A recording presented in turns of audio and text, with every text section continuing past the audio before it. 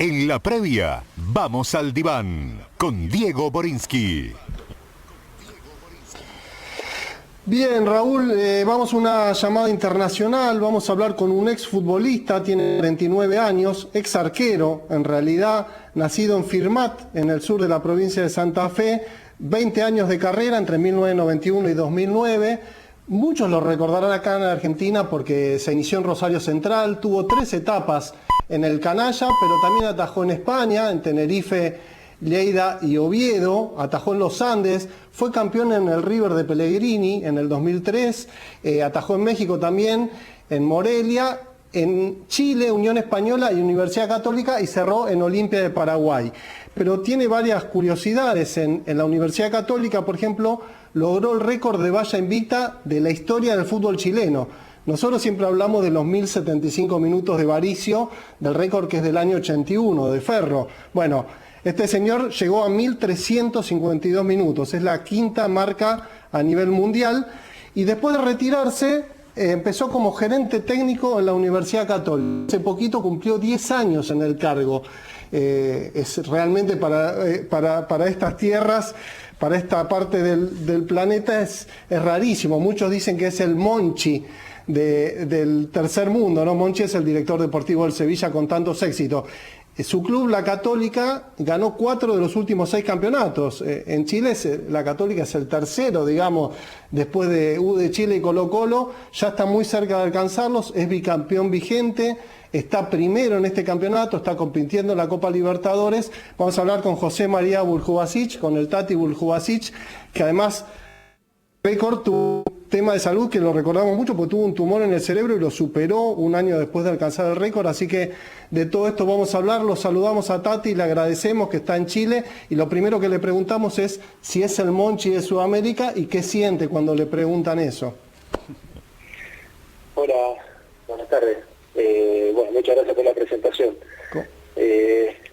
No, la verdad que bueno, contento de poder estar muchos años trabajando en algo que me gustaba cuando era jugador y que me proyectaba en poder hacerlo.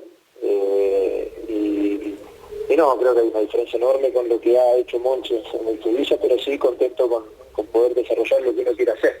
Al final del día uno busca en su momento ser futbolista y lo pude hacer durante mucho tiempo, después quise ser gerente deportivo y bueno, lo estoy pudiendo hacer, entonces estoy contento con eso.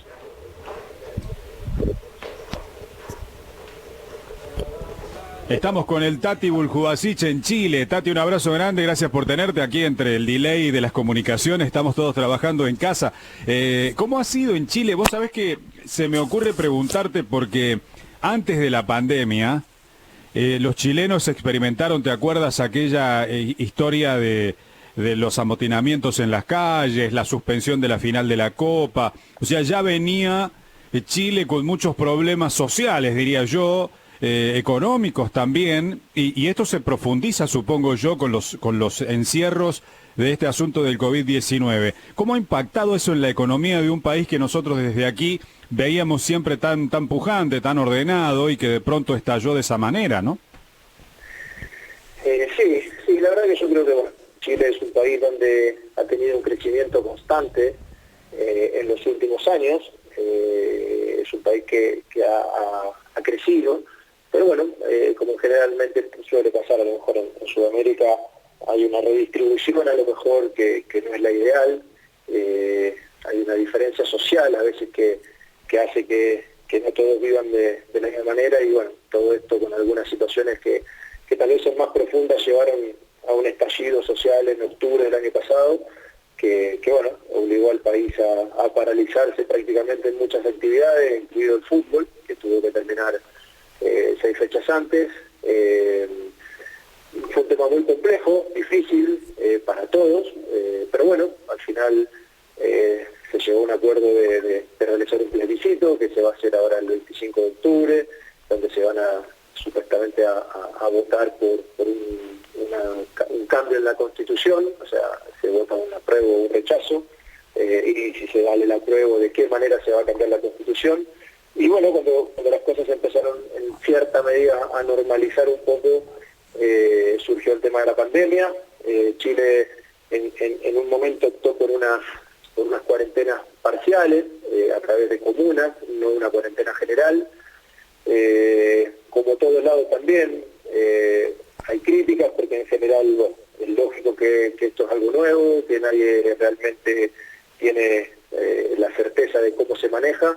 La realidad es que, bueno, nosotros estuvimos en cuarentena general prácticamente el mes de junio, más o menos, que es donde llegó al pico de los contagios, y ahora estamos en una meseta de 1.500, 2.000 contagios diarios, con una positividad de un 5%, un 7%, un poco estabilizado, pero sí, bueno, tratando de volver a la normalidad en el tema económico, que sí, la verdad que ha golpeado en muchos sectores de la sociedad. Acá hubo una ley que al final, bueno, pudieron sacar el 10% de los seguros de pensiones que tiene la gente y de las AFP, y bueno, eso inyectó un poco la economía, y bueno, como todo, seguramente va a haber muchas pérdidas de trabajo y situaciones complejas que bueno, cada industria lo está tratando de llevar de la mejor manera, pero bueno, como en todos lados no es sencillo. Tati, ¿crees que el estupendo trabajo que desarrollás desde hace muchos años en la Católica se puede traspolar a la Argentina, a nuestro fútbol? ¿O hay distintas condiciones, distintos contextos? Es muy difícil ser previsible, ¿no?, en el fútbol argentino, por eso te lo pregunto. No, a ver, no sé si sí o si no, yo creo que hay sistemas distintos. Acá en Chile los clubes son sociedades anónimas, funcionan con un directorio, está muy instalado el cargo de la gerencia general y la gerencia deportiva, que es como el manager. No sé, hay situaciones que habría que analizarlas bien. Yo creo que en Argentina, y siempre con mucho respeto, yo siempre digo, perdón, me voy a decir una cosa anterior, todos los sistemas son buenos, pero sí, yo creo que en Argentina funciona mucho la figura del presidente muy fuerte, y la figura del entrenador muy fuerte. Entonces a veces creo yo que a distancia, por lo que veo, la figura de la gerencia deportiva, no la viví allá, pero la veo un poco a lo mejor más difícil de implementar. En Chile no es tan así, acá la figura del presidente es fuerte, pero la figura del gerente deportivo es respetada, por lo menos en Católica. Eso es lo que nos ha permitido mantenerme mucho tiempo en este cargo. O sea, se respeta el cargo, se valida el cargo, y de esa manera uno puede trabajar con cierta autonomía y autoridad dentro de la institución, siempre tomando decisiones en conjunto, tanto con el cuerpo técnico, que es muy importante, como el directorio, que también es muy importante. ¿Y cuál es la clave, Tati, para tantos años, ¿no? Porque con la inestabilidad que hay en el fútbol, y también por qué tantos argentinos en Chile en general y en la Católica? Bueno, venís de Quinteros también como técnico, ahora Holland, ¿a qué se debe esa apuesta? A ver, está claro que los años son gracias a la estabilidad del club y al proyecto deportivo que tiene el directorio. Nosotros, yo llegué en junio del 2010, pudimos ser campeones en diciembre con Juan Pizzi, que fue el primer entrenador que trajimos, y después entre diciembre del 2010 y junio del 2016 no ganamos ningún título. Muchas veces habíamos salido segundo, obtuvimos prácticamente 5 o 6 subcampeonatos, tanto de campeonatos nacionales como sumado a Copa Chile, donde había una presión muy grande porque yo saliera del cargo, porque es lógico que cuando las cosas no se dan hay que buscar un culpable, y bueno, el directorio consideraba en su momento que yo podía ser parte de la solución y no del problema. Ellos aguantaron la presión en su momento, y bueno, al final los resultados se empezaron a dar, y en los últimos años ganamos 4 títulos más. Pero creo que tiene que ver con el mérito del directorio. Creo que el directorio pudo al hacer un análisis y evaluar el trabajo que estábamos haciendo, independientemente de que los resultados a lo mejor no eran lo que la gente quería, que es un poco la presión que se genera, y eso fue lo que nos obtuvo. Y bueno, igualmente que uno también hace un trabajo, y el trabajo de la gerencia deportiva es de asesoramiento, de prever situaciones, de estar atento a muchas cosas que no tienen que ver solamente con contratar jugadores. Y el tema de los argentinos, creo que en Chile siempre ha sido un lugar donde al argentino le va bien. Si uno mira los mejores jugadores de Colo-Colo, uno puede nombrar a Espina, Bartichotto, Morón, en la U, Leo Rodríguez, Sergio Vargas, en Católica, Gorosito, Acosta, en su momento el Polo Quintero, Darío Conca. Entonces, el jugador argentino es muy profesional, el técnico argentino también tiene ciertas capacidades que uno entiende que en este medio se pueden adaptar y hacer sacar buenos resultados. Tati, te quería llevar a tu carrera como jugador. ¿Cómo llegaste a 1.352 minutos? Es una animalada, y ya en el final de tu carrera, un poco que me cuentes eso, y después, ¿qué fue lo primero que sentiste, que pensaste cuando te dijeron que tenías un tumor en la cabeza, y cómo pudiste salir de eso? A ver, con respecto al récord, bueno, ahí hay un entrenador que se llama Jorge Pellicer, en su momento, que él llegó a Católica en el 2004, y bueno, en junio del 2004, yo llegué en enero del 2005, él fue armando un equipo que se fue consolidando en el tiempo, jugábamos con una línea de 3, pero con 2 carrileros, y se fue logrando una solidez defensiva muy buena, donde el equipo no solo defendía bien, sino que atacaba. Ese año nosotros salimos primero también del campeonato de la fase regular, y después ganamos los playoffs, salimos campeones. De 24 partidos perdimos solo uno, que fue la final de vuelta, y salimos campeones por penales. O sea, el equipo funcionaba muy bien, y teníamos una mecanización y un funcionamiento muy arraigado, muy aceitado. Y bueno, después hay un montón de cosas, o sea, lo que uno puede aportar, y la cuota de fortuna, porque también en 15 partidos que pasó eso, está claro que una pelota pega en el palo, otra la sacan en la línea, o sea, es difícil que no te hagan un gol, pero bueno, se fue dando de esa manera.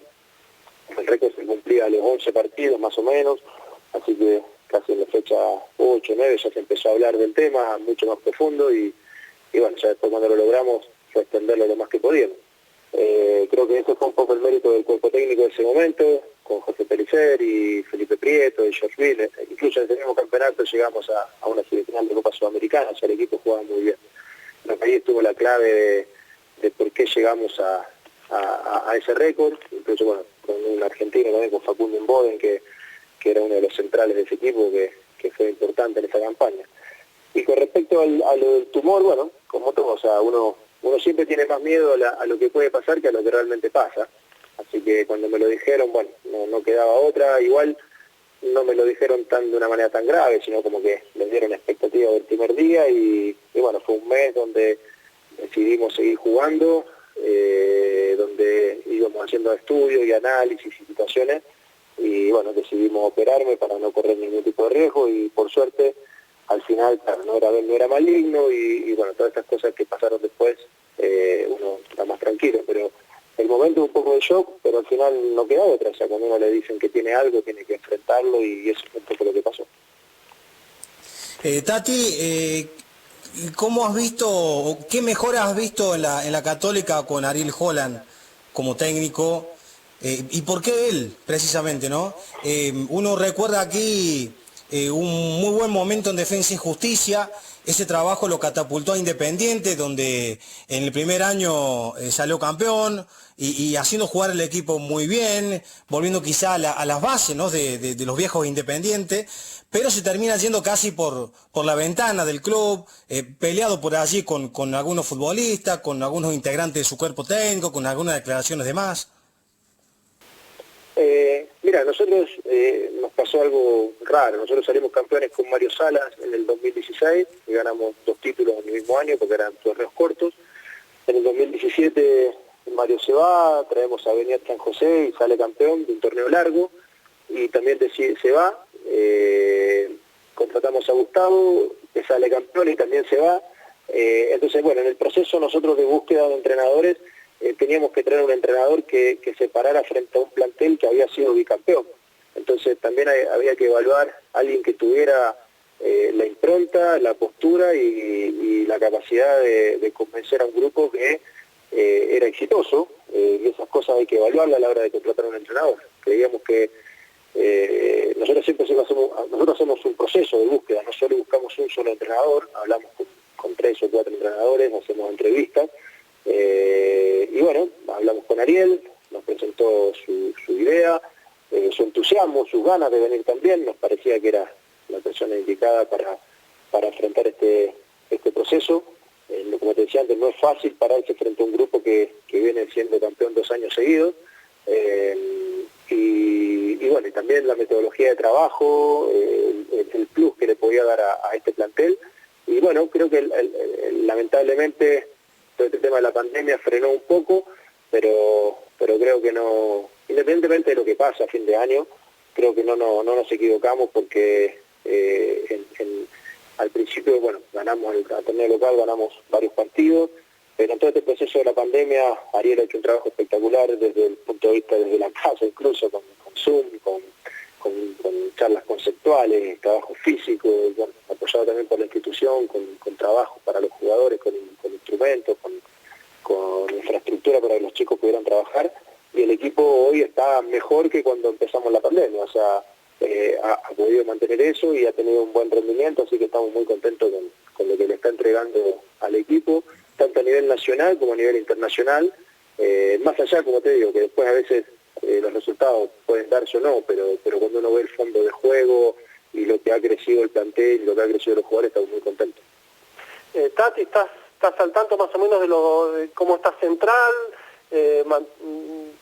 ¿Mantenés contacto con alguien? No sé, ¿cómo lo ves al Kili? Que fuiste compañero, ¿no? De él.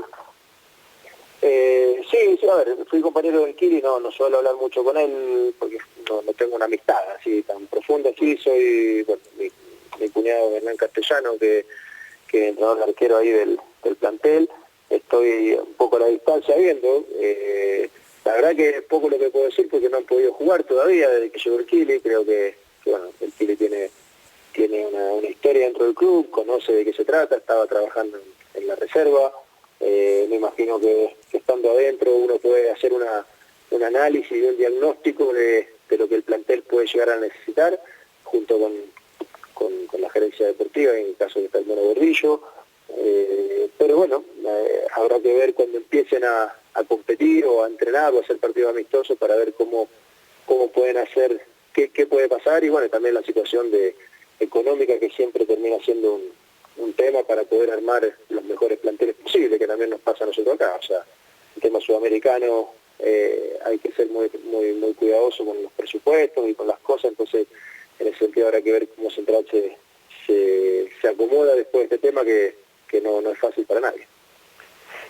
¿Y cómo viste a los equipos argentinos en la Libertadores? Porque la verdad que acá no hay campeonato, decíamos, bueno, va a haber mucha diferencia, y la verdad que con la crisis económica y sin competencia nada, ganaron muy fácil los partidos, la mayoría.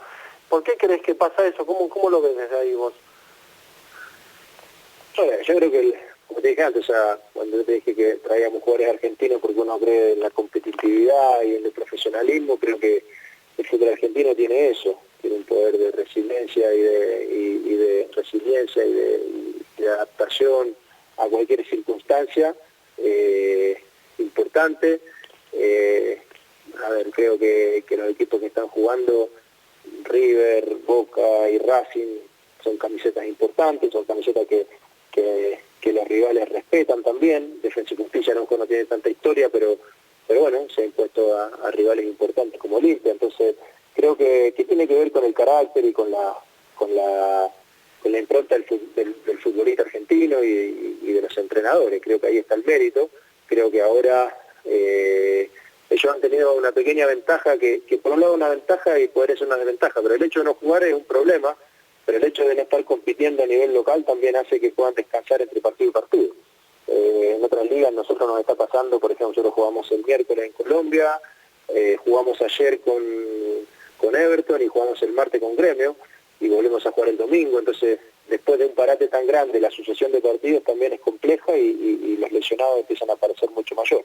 Entonces Argentina tiene un problema de no competencia interna, pero al mismo tiempo tiene una ventaja de descanso entre partido y partido que le permite enfrentar los partidos de Copa con la preparación y el descanso suficiente. Creo que eso depende de cómo uno lo mire, puede ser positivo o negativo.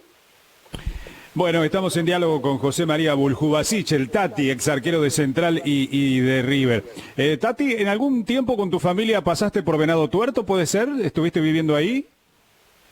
No, yo las veces los 2 periodos que estuve sin jugar y retirado, que fue en el primer semestre del 2010, estuve en Rosario, pero tengo familia en Venado Tuerto. Porque acá hay un oyente, fíjate, un oyente que se llama Javier Medina, que dice que se había criado con vos jugando la pelota en la calle Saavedra, cuando... 78. Claro, que con tu vieja y tu hermana Roxana habían pasado por ahí, por Venado Tuerto, y que le debes todavía la camiseta de River cuando estabas en River, fíjate. Porque son las cosas, ¿no? No recuerdo habérsela prometido, pero sí vivía en la calle Saavedra, así que, y sabe el nombre de mi hermana y todo, así que no hay problema, sé que es cierto. Pero bueno, yo viví en Venado Tuerto entre los 8 años y los 15, 16, que me fui a Rosario a jugar al fútbol. Y bueno, ya después vuelvo a visitar a la familia y eso, pero ya no viví más en Venado. Pero bueno, ahora que me recuerdas, sí, de Javier, me acuerdo. Bueno, está muy bien. Entonces, fíjate lo que es la radio, ¿no? Como la gente puede estar pendiente de esas cosas. Tati, ya hace mucho tiempo que te retiraste, ¿no? Pero fueron 18 largos años. ¿Cuál fue el punto más alto de tu carrera si vos tuvieras que decirnos, mira, en este año la rompí, ando más allá de ese invicto largo? ¿Ese fue el mejor momento o tuviste otro tramo, qué sé yo, en la Argentina donde estabas para cosas más grandes? A ver, yo... si tengo que elegir un semestre, primero y principal, mi carrera fue de alto y bajo. O sea, cuando jugué, me sacaron, fui suplente, cometí errores. Creo que cuando anduve bien jugué y cuando anduve mal me tocó salir y es parte del fútbol. Y si tengo que elegir un semestre o algún momento, fue el segundo semestre del 99 en Rosario Central, que peleamos el campeonato con el técnico del Patón Bausa, que estaba con mi equipo, con Iván Moreno, con Ezequiel González, Rafa Maceratesi, Juan Pizzi, Ricardo Canals, Maxi Cubera, Arne Quiroga. Este equipo que nosotros salimos subcampeones a un punto de River, que River empató la última fecha 2-2 con San Lorenzo y nosotros le ganamos a Vélez y bueno, salió campeón River con 44 puntos, nosotros sacamos 43. Yo creo que ese fue el semestre que mejor rendimiento tuve. Y después tuve buenos rendimientos, pero así, ese fue el momento que tendría que elegir, por decirlo de alguna manera. Está muy bien, Tati. Si tenés que decir cuál es el arquero argentino que más te gusta para que sea titular en la selección. Difícil. A ver, difícil porque creo que al final ahora que me toca estar de estos cargos, no soy entrenador, no tengo el título ni nada, soy gerente, pero uno empieza a ver que los jugadores tienen que ver con la idea del entrenador. Entonces hay arqueros que a lo mejor, por decir dos cosas puntuales, o sea, Armani que está en River, Andrada en Boca, Martínez que ahora surgió ahí en el Arsenal y se fue, si no me equivoco, a Aston Villa o algo así, Muso que están en Italia. O sea, hay buenos arqueros, el mismo Romero con toda la experiencia que tiene, pero claro, hay que ver un poco qué es lo que busca el entrenador, si quiere un arquero más salidor, si quiere un arquero que juegue mejor con los pies, si quiere un arquero que sea más atajador. Entonces, si uno tuviera que elegir en función de los títulos o las cosas que ganaron en sus clubes, claro, uno podría decir que Armani ha ganado mucho en River, está acostumbrado a jugar en un equipo importante, pero también Andrada, jugar en Boca significa algo también muy importante. Entonces, el arco de la selección es un arco pesado, un arco que tiene mucha responsabilidad y que se asemeja mucho más a lo que significa atajar en ese tipo de equipos. Entonces, generalmente la lógica indica que si un arquero anda bien en ese tipo de equipos grandes, debería tener muchas más posibilidades de jugar a la selección. Entonces creo que entre Andrada y Armani yo creo que podrán ser los arqueros de la selección. Está muy bien. Bueno, Tati, te voy a hacer la última para dejarte tranquilo ahí descansando. Uno se mete en Twitter, pone Tati Buljubasic y aparecen mensajes como este, ¿no? El Tati Buljubasic sale con 5 lucas al Jumbo y vuelve con la mercadería del mes, con pisco incluido. Después pone, manden al Tati Buljubasic a negociar el CAE, salud, AFP y viene con toda la agenda social resuelta. Que el Tati Buljubasic arregle el sistema de pensiones ahora. Después mensajes para Piñera, ¿no? Dele al Tati, o sea, ¿son todos hinchas de la Católica o estás conceptuado como un buen negociador? No sé. No, lo que pasa es que, a ver, ha pasado, bueno, Católica es un equipo, no digo la palabra austero, pero nosotros nos manejamos con ciertos presupuestos y bueno, tenemos que rebuscar mucho para armar los planteles, y se ha dado que en este último tiempo hemos sido campeones, hemos armado un plantel con buenos jugadores, hemos peleado en algunos casos con jugadores, con otros clubes por traer los jugadores y lo hemos podido traer, y bueno, como todo, cuando las cosas van bien la gente te lleva a un nivel muy alto, y cuando las cosas van mal te llevan a un nivel muy bajo. Entonces creo que ahí se generó eso un poco porque bueno, se han logrado cosas, pero yo siempre digo lo mismo, o sea, hoy por hoy el hecho de poder jugar Copa Libertadores aumenta el presupuesto del equipo, entonces podemos traer un plantel mucho más competitivo que en años que a lo mejor no jugamos torneos internacionales y no tenemos tanto ingreso. Entonces, a veces la gente cuando está contenta y reconoce el trabajo de una manera un poco más